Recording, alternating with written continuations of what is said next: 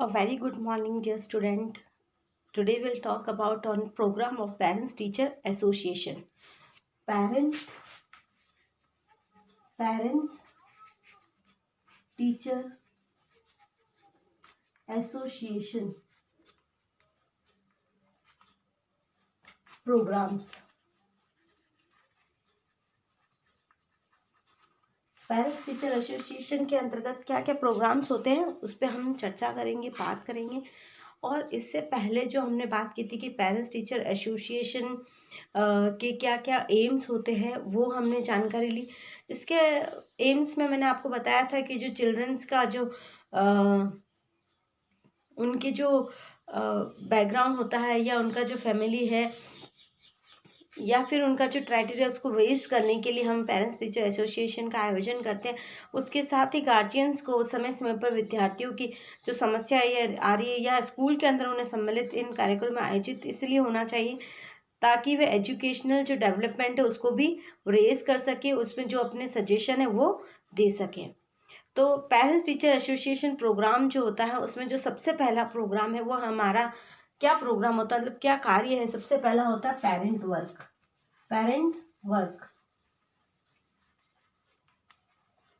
अब parents work के अंतर्गत क्या आता है, मतलब क्या है पेरेंट्स के कार्य क्या होते हैं, पहला प्रोग्राम हमारा यही है। तो इसके अंदर होता है it is very essential to organize the parents teacher या फिर parents week. It is very essential to organize parents week. ये बहुत ज़्यादा इंपॉर्टेंट होता है कि पेरेंट्स वीक का आयोजन किया जाए। The teacher should encourage the parents to participate in this program. तो उनको क्या करना चाहिए, टीचर्स को पेरेंट्स को एनकरेज करना चाहिए ताकि वो इस प्रोग्राम के अंतर्गत सम्मिलित हो सके। And thus the end due to this program the parents और टीचर रिलेशनशिप में be made between a close relationship between made between parents and teacher. तो ये जब ये पेरेंट्स वर्क होगा तो पेरेंट्स वर्क का काम सबसे पहले यही है कि उसे जो ऑर्गेनाइज किए जाते हैं, पेरेंट वीक जो ऑर्गेनाइज किए जाते हैं उसके अंदर उन्हें समय समय पर जाना चाहिए, जिससे क्या होगा पेरेंट्स और टीचर के बीच में जो रिलेशनशिप है वो मेंटेन होगा। नेक्स्ट है होम विजिटेशन।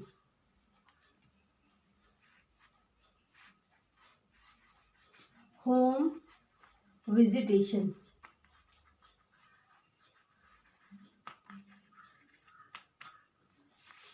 होम विजिटेशन यानी कि एक घर का ब्यौरा लेना या घर का एक बार जाके घर का जो विजिट करना, यानी घर पर जाकर कार्य को संभालना। द टीचर में विजिट द स्टूडेंट्स होम। तो ये काम होता है टीचर का कि वो जाए और अपने विद्यार्थी के जो घर है उसको विजिट करे। If he feels it necessary, अगर उसको ये लगता है कि बहुत ज़्यादा ज़रूरी। कई बार क्या होता है विद्यार्थी कक्षा में ध्यान नहीं दे पाता है या कुछ ऐसी गतिविधियां कर रहा है जिससे टीचर को ये महसूस हो कि उसके एक बार उसके घर जाना चाहिए, उसका पारिवारिक वातावरण जानना चाहिए। तो क्या होता है the teacher may get the awareness of full information about the child's home. तब उसे घर की संपूर्ण जानकारी मिल जाती है। जब वो उसके घर जाता है उसके आसपास परिवार वातावरण का जब वो ज्ञान लेता है तब उसे ज्ञात हो जाता है कि विद्यार्थी में किस चीज़ की कमी आ रही है या किस कारण से विद्यार्थी पिछड़ा है या क्या है। तो उसकी समस्त जानकारी होम विजिटेशन से मिल जाती है। अगर टीचर को फील होता है कि उसे विद्यार्थी के घर जाकर जानकारी लेनी चाहिए या घर का और परिवार का वातावरण और आसपास का उसे वातावरण की जानकारी लेनी है तो उसे होम विजिटेशन की प्रक्रिया को अपनाना चाहिए। नेक्स्ट जो है parents participation in teaching programme.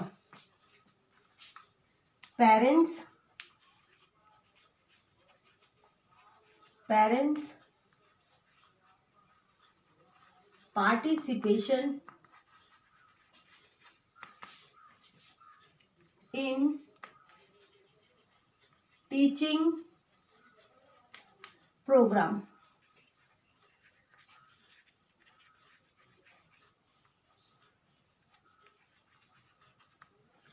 अब जो है कि जो the guardians should be given a chance to participate in teaching program.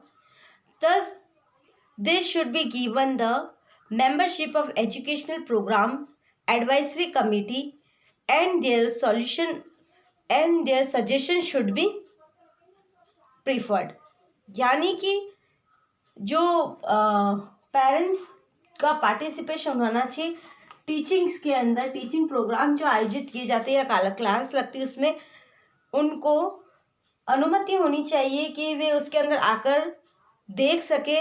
और वो जो हमारी जो एडवाइजरी है, मेंबरशिप ऑफ एजुकेशनल प्रोग्राम की जो एडवाइजरी है, उस कमेटी का हिस्सा बन सके और जो भी उन्हें सजेशन टीचिंग के प्रति, विद्यालय के प्रति लगता है उस सजेशन को दे सके और उनका सजेशन सबसे मान्य रखा जाएगा, प्रीफर होगा, क्योंकि उन्हीं के विद्यार्थी, उन्हीं के बच्चों को हम एजुकेशन दे रहे हैं। तो जो हमारी मेंबरशिप, उनकी मेंबरशिप हो, हमारी किसके अंदर मेंबरशिप होनी चाहिए, पेरेंट्स की।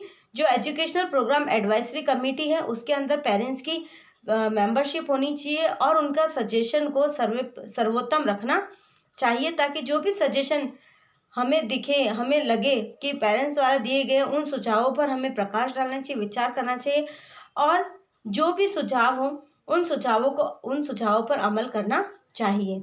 इसलिए पेरेंट्स टीचर एसोसिएशन की स्थापना की जाती है, इसलिए आयोजित किए जाते हैं और ये प्रोग्राम्स भी इसलिए बनाए जाते हैं ताकि समय समय पर शिक्षण में या विद्यालय में आ रही कमियों को दूर करने के लिए जो भी सजेशन पेरेंट्स द्वारा मिले उन पर अमल किया जाए। नेक्स्ट जो है, to visit the school regularly by the parents.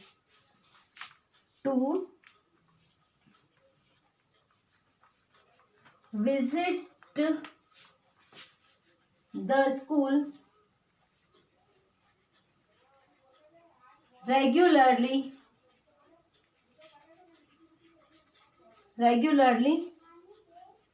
by the parents, यानी कि स्कूल का लगातार निरीक्षण या लगातार विजिट किया जाए पेरेंट्स के द्वारा। उन्हें समय समय पर, यानी कि समय समय पर जब भी आवश्यकता लगे एक पेरेंट्स को विद्यालय का निरीक्षण करने या फिर विद्यालय जाना चाहिए, ताकि जो भी कमियां आ रही है, जो सजेशन टीचर द्वारा भी दिए जा रहे हैं अपने विद्यार्थियों के लिए, तो वो भी वो ले सके। The teacher should have sympathetic attitude towards guardians, जो उनका सिंपैथिक एटीट्यूड पेरेंट्स के प्रति होना चाहिए। फिर इससे क्या होगा कि अगर सहानुभूतिपूर्ण वो शिक्षक यदि अभिभावक से डील करेगा तो वो अपनी जो भी समस्या होगी उसे वो इजीली बता पाएगा। They should hear the guardians problem and should help them in seeking the solution of their problem.